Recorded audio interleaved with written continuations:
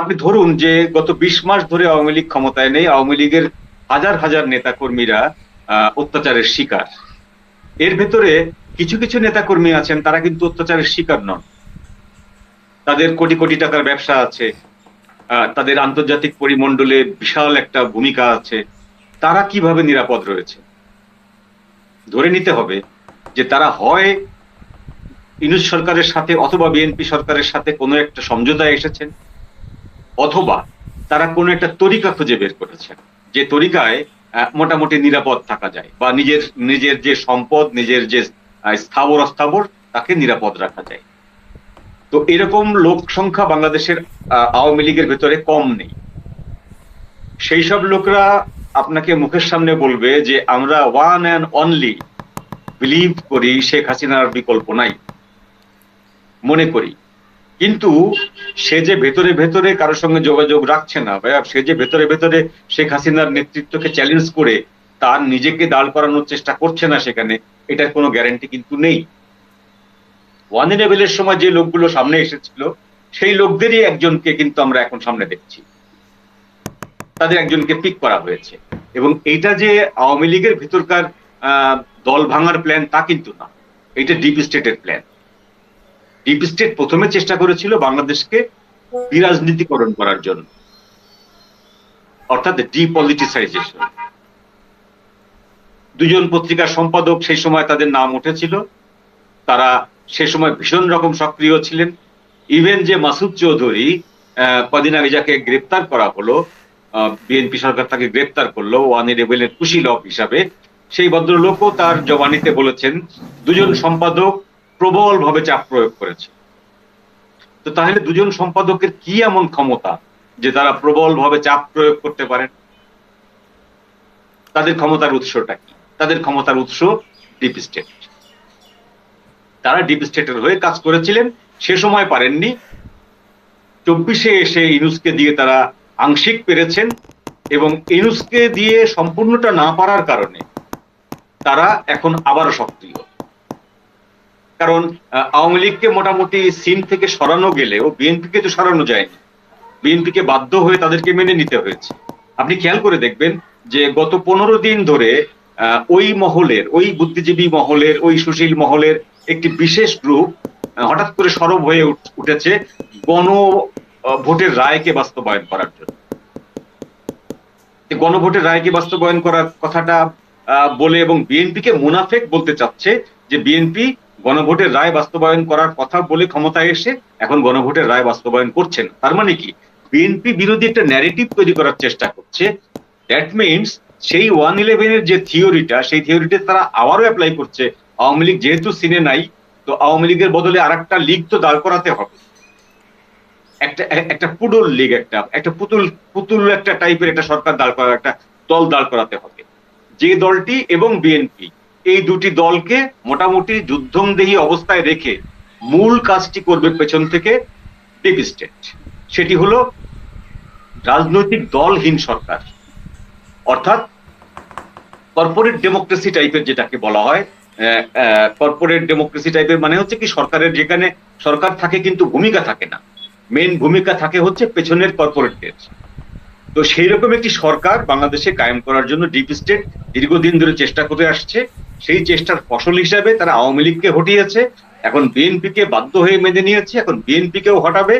বিএনপিকে হটাবার আগে আওয়ামী লীগকে একটা খুঁড়া আওয়ামী লীগ হিসাবে দাঁড় করাতে হবে।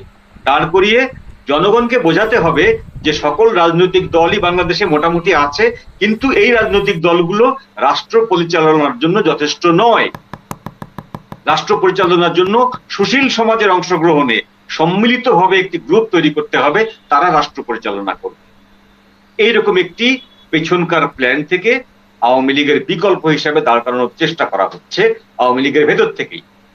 এবং তারই ফলশ্রুতিতে আপনি শিরীন শারমিনের খুব দ্রুত জামিন দেখলেন, আপনি শাহরিয়ার কবিরের জামিন দেখবেন না, আপনি প্রাক্তন নির্বাচন কমিশনারের জামিন দেখবেন না, প্রধান বিচারপতির জামিন দেখবেন না, প্রাক্তন প্রধান বিচারপতির, এবং অন্যান্য যাদেরকে গ্রেপ্তার করা হয়েছে, যারা মারা গেছে এবং এখনো যারা মুমূর্ষু জেলখানায়, আওয়ামী লীগের এরকম বড় বড় নেতা মন্ত্রীদের আপনি জামিন দেখবেন না। কিন্তু এই যে জামিনটা হলো, এই জামিনটার পেছনে এই জিনিসটাই কাজ করছে। এটা আমার কাছে কোনোভাবেই গুজব মনে হচ্ছে না, it's a master plan. Shirin Sharmin Chowdhury আপনার কমনওয়েলথ যে পার্লামেন্টারি যেই সংগঠন, সেখানের তিনি প্রেসিডেন্ট ছিলেন। ফলে সেই দিক থেকে ইইউ থেকে একটা বড় ধরনের চাপ তৈরি হয়েছিল। তার উপরে তিনি একজন নারী, এবং তার যেই সুনাম আছে, সবকিছু মিলিয়ে একটা সরকার চাপে পড়েছিল বলে এমনটাই তো শুনতে পাচ্ছি। না, কথাটা ঠিক না। সরকার এর থেকে বেশি চাপে পড়েছিল শেখ হাসিনার বিরুদ্ধে যে ক্যাঙ্গারু কোর্ট যে রায় দিয়েছিল সেই রায়ের বিরুদ্ধে। অস্ট্রেলিয়া থেকে শুরু করে পশ্চিমা বিশ্ব সবাই কিন্তু এই রায়ের বিরুদ্ধে কথা বলেছে, যেটা একতরফা রায় হয়েছে, এই রায় যথাযথ না। কিন্তু সেই রায় কি থেমে গেছে? থামেনি। সে রায় তো থামেনি। ইভেন যে ভারত তাকে নির্বাচনের আগে তাকে প্রচ্ছন্নভাবে সমর্থন দিয়ে নির্বাচনে জয়ী করালো এবং সরকার গঠন করালো, সেই ভারতের কথা কি সে মেনেছে? সেই ভারত তো বলেছিল একটা ইনক্লুসিভ নির্বাচন করার জন্য, সেটা তো করেনি। সেই নির্দেশ তো ভায়োলেশন করেছে। এরপরে বলা হয়েছিল ঠিক আছে, ইনক্লুসিভ নির্বাচন না করতে পারুন, অন্তত দেশটাকে ইনক্লুসিভ ভাবে পরিচালনা করার চেষ্টা করুন, যেন সকল দল রাজনীতি করার ক্ষমতা রাখে বা অধিকার রাখে। সেটাও তো করেনি, বরং সেই দেশটির ওই আদেশকে ভ্রুকুটি করে, আদেশকে বুড়ো আঙ্গুল দেখিয়ে আওয়ামী লীগের যে নিষেধাজ্ঞা সেটাকে স্থায়ী করা হয়েছে। তো এত ক্ষমতা যদি সরকার রাখে, তাহলে ইউরোপীয় ইউনিয়নের কথা চিন্তা করে বা ইউরোপীয় পার্লামেন্টের কথা চিন্তা করে শিরিন শারমিনকে জামিন দিতে বাধ্য হয়েছে, এটা বিশ্বাসযোগ্য না। হুম। কিন্তু ধরেন আপনি বলছেন এটা আসলে ডিপ স্টেটের পরিকল্পনা, তারা পেছন থেকে এমনটাই চাচ্ছে। তো যাদেরকে নিয়ে এই ডিপ স্টেট পরিকল্পনা করছে, তারা কি বিষয়টি জানে? তাদের কি সায় আছে? তাদের সায় আছে, ডেফিনেটলি সায় আছে। কিন্তু তাদেরকে আপনি সাক্ষাৎকার নিতে যাবেন, তাদেরকে বিভিন্ন রাষ্ট্রদূতরা যখন জিজ্ঞেস করবেন, তারা স্পষ্ট করে বলবেন যে আমরা আমাদের নেত্রীর নেতৃত্বের উপরে ভীষণ রকম আস্থাশীল এবং আমাদের একজনই নেতা, সেটি হলো শেখ হাসিনা, বঙ্গবন্ধু কন্যা শেখ হাসিনা। তারা এটি বলবেন এবং আমাদের এরকম কোনো পরিকল্পনা নেই এটিও বলবেন। তবে এই যে একটা একটা কথা যোগ করে রাখি, যে শহুরে যে সুশীল সমাজটি আছে আওয়ামী লীগের ভেতরে তো আছে, অর্থাৎ আপনার ইন্টেলেকচুয়াল গ্রুপ, যেটা যে ইন্টেলেকচুয়াল গ্রুপটা কখনো গ্রামে যায় না, কখনো মাঠ পর্যায়ের নেতাকর্মীদের সাথে কথা বলে না, এরা শহরের সভা সেমিনার করে, সিম্পোজিয়াম করে, এরা বিভিন্ন নীতি নির্ধারণ করে। তো এই গ্রুপটার ভেতরে সুযোগ সন্ধানী প্রচুর লোক আছেন, যারা শেখ হাসিনার মুখের উপরে কথা বলতে পারেননি, এখনো পারেন না। কিন্তু যদি শেখ হাসিনার বিকল্প আর একটি আওয়ামী লীগ দাঁড়িয়ে যায়, আপনি দেখবেন দলে দলে এখানে সেখানে ঢুকছে তারা। আপনি চেনা মুখগুলো দেখে অবাক হয়ে যাবেন যে এই মুখগুলো তো সারাটা জীবনই 16 বছর তো পার করলো শেখ হাসিনার গুণকীর্তন গেয়ে, এই মানুষটি কি করে এটি করতে পারলো? তো ওই জন্য রাজনীতিতে অবাক হওয়ার খুব একটা বেশি বিষয় নেই, অবাক হওয়ার কোনো কারণ নেই। এরকম একটি চেষ্টা চলছে এবং এই চেষ্টাটা ব্যর্থ হবে। আমি বলছি যে সংগঠিত করতে ব্যর্থ হবে সেটা না, এরা হয়তো গঠনও করে ফেলতে পারবে, কিন্তু সেইটি হালে পানি পাবে না, বেইল পাবে না জনগণের কাছে। কারণ জনগণের কাছে শেখ হাসিনার যে ভাবমূর্তি, আওয়ামী লীগের প্রান্তিক লেভেলে, রুট লেভেলে শেখ হাসিনার যে ভাবমূর্তি, কর্মীদের কাছে যে ভাবমূর্তি, সেই জায়গাটা চ্যালেঞ্জ করার মতন কোনো অল্টারনেটিভ পার্সন এই মুহূর্তে সরকারের হাতে নেই, ডিপ স্টেটের হাতেও নেই। শিরিন সুলতানা, শিরিন শারমিন অনেক শিক্ষিত মানুষ, সাবের হোসেন চৌধুরী অনেক শিক্ষিত মানুষ, এরা আন্তর্জাতিকভাবে রিপুটেড, পৃথিবীর সবাই জানেন, তারা ডক্টরেট করেছেন, তারা এই বিদ্যমান, তারা ফার্স্ট ক্লাস পাস, তাদের পেছনে কোনো কালিমা নেই, কোনো স্পট নেই, তারা ভালো মানুষ। বাট এটাই কিন্তু একটা রাজনৈতিক দলকে পরিচালনা করার জন্য, এবং একটা ঐতিহাসিক দল, পুরনো দল, যে দলের কতগুলো নীতি আদর্শ আছে, সেই দলকে পরিচালনা করার জন্য এই যোগ্যতাই একমাত্র যোগ্যতা নয়। হুম। কিন্তু তারা তো বোকাও নন। 1/11 সময় তো দেখা গেছে যে যারা এই সংস্কারপন্থী ছিলেন বলে পরিচিতি পেয়েছে, তারা তো পরবর্তীতে দলের কাছে, বিশেষ করে শীর্ষ মহলে খুবই কোণঠাসা ছিলেন। এমনকি তৃণমূলের সাধারণ নেতাকর্মীরাও তাদেরকে ভালো চোখে নেয়নি। সেই একই ভুল কি আর তারা করবে? করতে পারে। কারণটি হলো 1/11 সাথে 24-এর পার্থক্যটা হচ্ছে 1/11 সময় হাসিনা দেশের ভেতরে ছিলেন, সংসদ ভবনের একটি কক্ষকে কারাগার হিসাবে ঘোষণা করে সেখানে রাখা হয়েছে, এবং তিনি আর জীবনে ফিরতে পারবেন না এরকম কোনো সম্ভাবনা কিন্তু তখন বাজারে ছিল না। সেই জায়গাটার থেকে পার্থক্যটা কোন জায়গায়? 24-এর পার্থক্যটা হচ্ছে যে তাকে দেশান্তরী হতে হয়েছে, তার দলকে নিষিদ্ধ হয়েছে। তখন কিন্তু নিষিদ্ধ ছিল না আওয়ামী লীগ, ছাত্রলীগ নিষিদ্ধ ছিল না। এখন তার প্রধান দুই স্তম্ভ ছাত্রলীগ যুবলীগ নিষিদ্ধ, তার কর্মকাণ্ড নিষিদ্ধ, তার দলটাই নিষিদ্ধ কার্যত, তার দলের নিবন্ধন বাতিল, এবং তিনি দেশে ফিরতে পারছেন না। তাকে মৃত্যুদণ্ডের রায় দেওয়া হয়েছে। এই যে ফ্যাসিলিটিস গুলো, অর্থাৎ আপনি যে আওয়ামী লীগকে প্রতিপক্ষ বানিয়ে নিজে আওয়ামী লীগ হবেন, সেই আওয়ামী লীগ অনেকটাই এখন ব্যাকফুটে 1/11-এর তুলনায়। সুতরাং আপনার এখন ওই গঞ্জনার কথা বা ওই সময় যে না পারার ব্যথাটা, সেটা আপনি ভুলে যাবেন। আপনি মনে করবেন যে this is the time, this is the opportunity. Awami লীগকে বাদ দিয়ে নতুন একটি আওয়ামী লীগ, ফ্রেশ একটি আওয়ামী লীগ দাঁড় করাবার এটাই হচ্ছে মাহেন্দ্রক্ষণ। এর থেকে ভালো সুযোগ আর আসবে না, এটা মনে করতে পারে তাদের। তাদেরকে নিয়ে সেই দল গঠন করবে, তাদের তো তারা তো প্রত্যাখ্যাত হবেই। এটা তো চক্ষু বন্ধ করে বলা যায়। এটা বুঝতে কোনো রকেট সায়েন্স করতে হয় না। তো তারা তো এদের চেয়ে অনেক বেশি ইন্টেলিজেন্ট, মানে যাদেরকে নিয়ে আলাপ আলোচনা হচ্ছে। হ্যাঁ, সেটা আছে, কিন্তু আপনি একটি সূত্র মেলান। সূত্রটি হলো যে তারা সাকসেসফুল হবে কিনা সেটা পরের প্রশ্ন। প্রথম প্রশ্ন হচ্ছে দাঁড় করাতে পারবে কিনা। বাংলাদেশে একজন ব্যক্তিকে নিয়েও সংগঠন দাঁড় করানো যায়, যদি পেছনের মদতকারী যদি শক্তিশালী হয়, অঢেল টাকা থাকে এবং ইনফ্লুয়েন্স থাকে, একজন দুজন ব্যক্তিকে নিয়ে দাঁড় করানো যায়। এবং দাঁড় করানোর পরে আপনি না যে মনে হয় মঞ্জু ভাই, সেটা তো টিকে থাকে না। এক ইউনিভার্সিটি তো দেখেন, সেই নাগরিক শক্তি করতে চেয়েছিল, রাইট? এই 1/11 সময় পারে নাই, ব্যর্থ হয়েছে। তার তো কম প্রভাব, কম টাকা পয়সা, কোনো কিছুতে সুনাম, কোনো কিছুতে কমতি ছিল না, বাট হি ফেইল্ড। ইভেন এখনো সে ফেইল করেছে।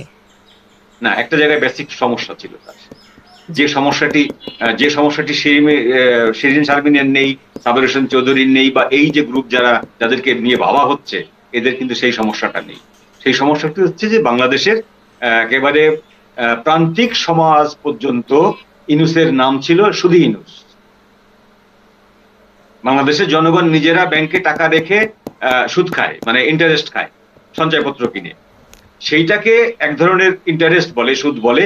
কিন্তু সুদখোর ইনুস যে এই যে তার যে অভিধাটা, তার যে এই যে তার নামে যে ট্যাগটা, এইটা একেবারেই যখন তিনি নোবেল পুরস্কার পেলেন তখন থেকেই এটা চালু হয়ে আছে। এবং যখন তিনি গ্রামীণ ব্যাংক চালু করলেন তখন থেকে চালু হয়ে আছে, যে মানুষের রক্ত শুষে, গ্রামের গরিব মানুষের রক্ত শুষে তিনি সুদ খান, এবং তার সুদ সাধারণ তফসিলি ব্যাংকের থেকে প্রায় ডবল। সাধারণ তফসিলি ব্যাংক থেকে আপনি ঋণ নিলে সর্বোচ্চ 14% থেকে 16% ইন্টারেস্ট দেওয়া লাগে, আর তার গ্রামীণ ব্যাংকে প্রকারান্তরে আপনাকে 21 থেকে 31% পর্যন্ত ইন্টারেস্ট দেওয়া লাগে। এটা প্রমাণিত। তো সেই কারণে তার যে ভাবমূর্তি ছিল মানুষের সমাজের কাছে, গ্রামীণ সমাজের কাছে, সে জীবনে কোনোদিন কোনো গরিব মানুষের উপকার করেনি, জীবনে কোনোদিন কোনো শিশুর মাথায় হাত দেয়নি। দেশি শিশুর মাথায় বলছি আমি, বিদেশে এই কাজটা সে প্রচুর করেছে। দেশের কোনো বিপদকালীন সময়ে, দেশের কোনো আপদকালীন সময়ে এই ব্যক্তিটিকে জীবনে দেশের মানুষ দেখেনি, কখনো না। সুতরাং তার গ্রহণযোগ্যতা আর শিরিন শারমিনের গ্রহণযোগ্যতা এক না। শিরিন শারমিন বা ও আদার্স কেউ যদি দাঁড়িয়ে যায় একবার দেখবেন, তখন দেখবেন আপনি খাটের তলা থেকে পিল করে সব সুযোগ সন্ধানীরা বেরিয়ে এসেছে। আপনি অবাক হয়ে যাবেন যে এই লোকগুলো কি করে এতদিন চুপচাপ ছিল, মনের ভিতরে এই যে এত হাসিনা ঘৃণা দেখে এরা কোথায় ছিল, অবাক হয়ে যাবে। কিন্তু শেষ কথা যেটা, সেটা এটা না, সংগঠন দাঁড় করাতে পারবে, সংগঠন রান করাতে পারবে, সেই সংগঠন জনগণের কাছে গৃহীত হবে না। আওয়ামী লীগ মানেই হচ্ছে শেখ হাসিনা, আওয়ামী লীগ মানেই হচ্ছে বঙ্গবন্ধু শেখ মুজিবুর রহমান, এইটা বিশ্বাস করার লোক বাংলাদেশে কোটি কোটি। তাদেরকে আপনি অন্য কোনো কিছু দিয়ে বিশ্বাস করাতে পারবেন না। চেষ্টা কম হয়নি, 75-এর পর থেকে চেষ্টা হয়েছে একাধিকবার, সবকিছু ফেল করেছে। 2001 সালের 1/11-এর সময় যে চূড়ান্ত চেষ্টা করা হচ্ছে সেটাও ফেল করেছে, এবং 24-এ এসে যে চেষ্টাটা করা হলো রাজনীতি বিমুখকরণ বাংলাদেশকে, টোটাল পলিটিক্যাল পার্টিগুলোকে ডেমোলিশ করে দিয়ে ইউনূস 5 বছর 6 বছর থেকে যাবে এবং ক্ষমতায়, সেটিও কিন্তু ইউনূস পারেনি। ইউনূসকে বাধ্য হতে হয়েছে 18 মাসের মাথায় সরে যেতে। ইউনূসের তো প্ল্যান ছিল না নির্বাচন দেওয়ার, এবং ইউনূসের পেছনে যে প্ল্যান মাথাগুলো ছিল সেই মাথাগুলোর কারো প্ল্যান ছিল না যে এখন নির্বাচন দিতে হবে। আপনি মনে করে দেখুন যে ফরাদ মাজার কতবার বলেছেন যে দেশে আগে রাষ্ট্র নির্মাণ করতে হবে, আর আপনারা নির্বাচন চাচ্ছেন। আগে রাষ্ট্রকে নির্মাণ করতে দিন, অন্তত 5-6টা বছর ইউনূসকে থাকতে দিন। এই কথা বলার লোক সংখ্যা বাংলাদেশে কয়েক হাজার, তারপরেও তো ইউনূসকে রাখতে পারেনি, হুম। ফেল করেছে। জি, এখন ধরেন শেখ হাসিনা তিনি যদি কাউকে মনোনয়ন দেন, তার তো কাউকে না কাউকে দলকে মানে পরবর্তী কার্যক্রম পরিচালনার জন্য তার পরের লেয়ার তো ঠিক করতেই হবে, নেতৃত্ব তো তার ঠিক করতেই হবে। তো সেই ক্ষেত্রে কি হবে? আমার ধারণা তিনি এই মুহূর্তে তার বিকল্প কোনো লেয়ার তৈরি করবেন না। যেটা করতে পারেন, তিনি দেশে ফিরে দল পুনর্গঠিত করে আবার সরকার গঠন যদি করতে পারেন, তখন তিনি তার বিকল্প নেতৃত্ব তৈরি করবেন। তার আগে পর্যন্ত তিনি করবেন না। কেন এটা মনে হলো আপনার? আমার মনে হলো এই জন্য যে দেশের যে সংকটকালীন সময়, এই সংকট মোকাবেলা করার জন্য তার হাতে যে বিকল্পগুলো আছে সেই বিকল্পগুলোর উপর যথেষ্ট পরিমাণে ভরসা করা যায় না। ভরসা করা যায় না, কিন্তু মানে ধরেন নেতৃত্বও তো তৈরি করতে হয়, তাই না? হ্যাঁ হয়। এখন ধরুন আপনি যে শেখ হাসিনা শারীরিকভাবে অসুস্থ হয়ে পড়লেন এই মুহূর্তে, আগামী কয়েক মাসের ভেতরে, তখন তো অটোমেটিক বিকল্প নেতৃত্ব তৈরি হবে, তাই তো? সেটা হচ্ছে বাস্তবতা। কিন্তু এখনকার যে ক্রিটিক্যাল সিচুয়েশন, এখনকার যে একেবারেই যে অস্তিত্বের সংকট আওয়ামী লীগের, এত বছরের একটা দলের একটা অস্তিত্বের সংকট, এই সংকটটা মোকাবেলার জন্য বহুমুখী যে প্রতিভা দরকার, বহুমুখী যে স্ট্র্যাটেজি নেওয়া দরকার, সেইটা উনি কারোর উপরে ভরসা পাচ্ছেন না যে তারা এই কাজটি করতে পারবেন। একমাত্র উনি পারেন এটা করতে, এবং সবচেয়ে বড় কথা, জনগণের বিরাট একটা অংশ মনে করে এই কাজটা একমাত্র তাকে দিয়েই সম্ভব। এখন শেখ হাসিনা এটা কেউ পারবে না। এখন শেখ হাসিনার বিরুদ্ধে একটা বড় অভিযোগ, তিনি কোনো বিকল্প কিংবা কোনো তার পরের লেয়ার কিংবা রাজনৈতিক নেতৃত্ব তিনি সেটি তৈরি করেননি। এই অভিযোগটি অনেকের কাছেই আমি শুনি। যেমন ধরেন বঙ্গবন্ধু যখন দলের প্রধান ছিলেন, তারপরে জাতীয় চার নেতা আপনি জানেন, তারপরেও মানে 4টা-5টা লেয়ার কিন্তু ছিল। এখন এরকম শেখ হাসিনার পরে বিরাট অংশ একটা ফাঁকা। এই ফাঁকা রাখাটা কতটা সঙ্গত? লিডারশিপ গ্রো করার মানে সুযোগ তৈরি করে দেয়া, সেগুলো তো এখন কি আর ভাবার সেই অর্থে? এখন তো একটা খারাপ সময়, সেই সময়ে কি ভাবা, নাকি আগে থেকে কিছুটা ভাবা, নার্সিং করা, এগুলাতে ঘাটতি দেখেছেন কখনো? না, এই অভিযোগটা আমি মানি না। আমি বরং একটা অভিযোগ শেখ হাসিনার উপরে করতে পারি, সেটি হলো যে আপনি যে কথাগুলো বললেন যে বঙ্গবন্ধুর পরের লেয়ারে যে জাতীয় চার নেতা, তো ওইরকম চার নেতার ভিতরে অনেকগুলো নেতাই শেখ হাসিনার সাথে ছিলেন। তাদের ভিতরে অনেকে মারা গেছেন, অনেকে অসুস্থ হয়ে রাজনীতি থেকে সরে গেছেন বয়সজনিত কারণে। আর বাকি যারা ছিলেন তাদের উপরে শেখ হাসিনা ভরসা না করে একটা তরুণ গোষ্ঠীর উপরে ভরসা করেছিলেন। এই যে দায়টা, এই দায়টা আমি স্বীকার করি, এইটি শেখ হাসিনাকে আপনি দোষ দিতেই পারেন। এই ব্যাপারটা স্ট্র্যাটেজিক্যালি একটা ভুল, যে ওই যে পরীক্ষিত নেতৃত্ব, আমি আশরাফ সাহেবের কথা যদি ধরি, আশরাফ সাহেবের মতো লোক একজন পরীক্ষিত নেতৃত্ব, তাই তো? তারপরে আমির হোসেন আমু, তোফায়েল আহমেদ, এই যে প্রজন্মটা, এই প্রজন্মটার কোনো একজনকে শেখ হাসিনার উচিত ছিল বিল্ড আপ করা। এখন তারা তো 1/11 সময় সংস্কারপন্থী বলে পরিচিতি পেয়েছিলেন। সবাই না, এরা তো পেয়েছিলেন। যারা পেয়েছিলেন তারা পরবর্তীতে মন্ত্রী হননি, দলে তো ছিলেন।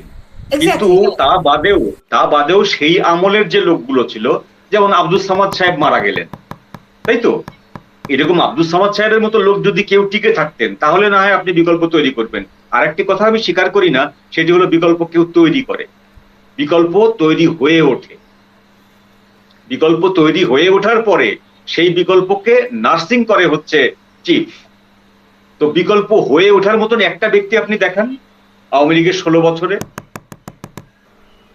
কাদের কাদের সাহেব বিকল্প শেখ হাসিনার? কোনোভাবেই কি সম্ভব? সম্ভব না।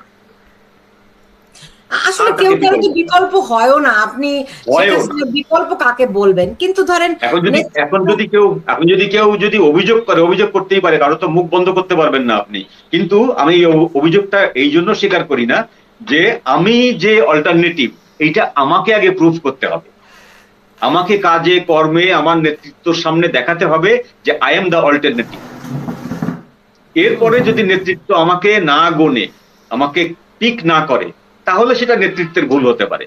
কিন্তু আওয়ামী লীগের সামনে আপনি এমন একজন লোক দেখাতে পারবেন যে গত 16 বছরে এরকম একজন ব্যক্তিত্ব যে দাঁড়িয়ে গেছেন, যে যিনি শেখ হাসিনার বিকল্প হিসাবে দাঁড়াতে পারেন?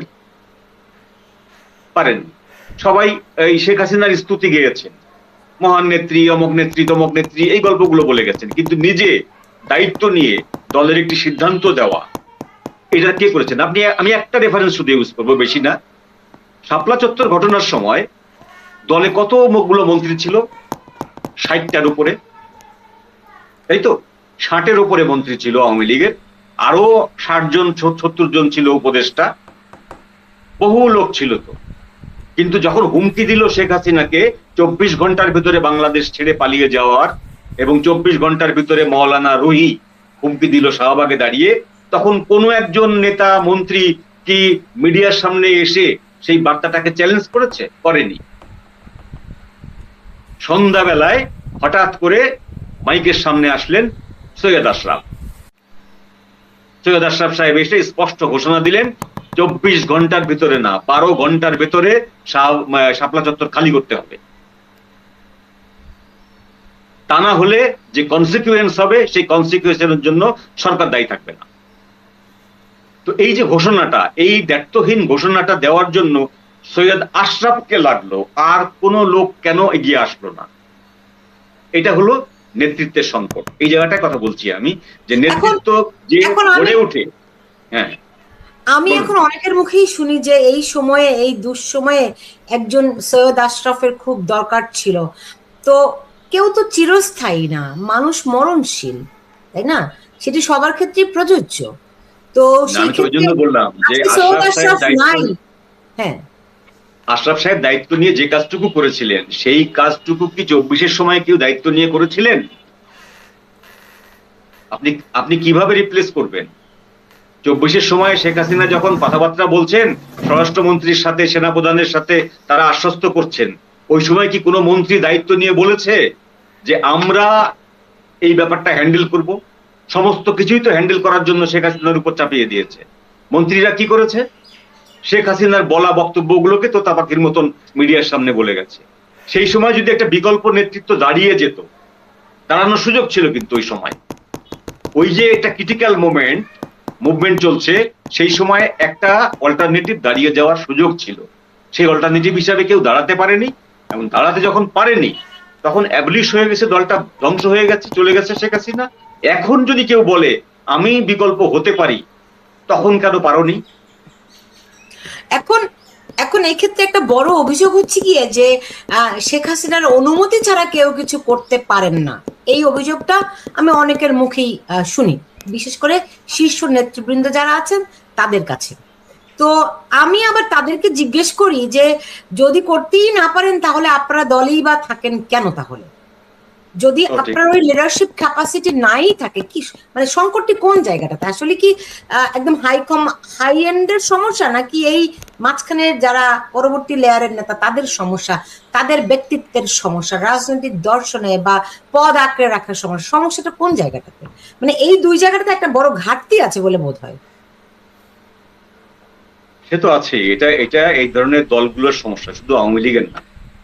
আওয়ামী লীগ, বিএনপি সহ এই ধরনের দলগুলো যারা আছে, আমি যদি পাশের দেশেও ধরি ভারতের কংগ্রেস, সেখানেও এই সমস্যা। আপনি আপনি যে বলবেন যে বঙ্গবন্ধু তার নেতৃত্ব তৈরি করেনি, বঙ্গবন্ধু মনে করেছিলেন শেখ কামাল পরবর্তী লিডারশিপ সামলাবে, তাই তো? তো সেরকম যদি আমি ধরি যে ইন্দিরা গান্ধী মনে করেছিলেন পরবর্তী লিডারশিপ সঞ্জয় গান্ধী, না রাজীব গান্ধী, না সঞ্জয় গান্ধী। তিনি সঞ্জয় গান্ধীকে রাজনীতিকীকরণ করেছিলেন, তাকে সাথে সাথে নিয়ে ঘুরতেন, তাকে পলিটিক্স শেখাতেন। আনফর্চুনেটলি তিনি বিমান দুর্ঘটনায় মারা যাওয়ার পরে রাজনীতির প্রতি একেবারেই অনীহা ছিল যার, যিনি রাজনীতিতে আসার কথা না, সেই রাজীব গান্ধী রাজনীতিতে আসলো।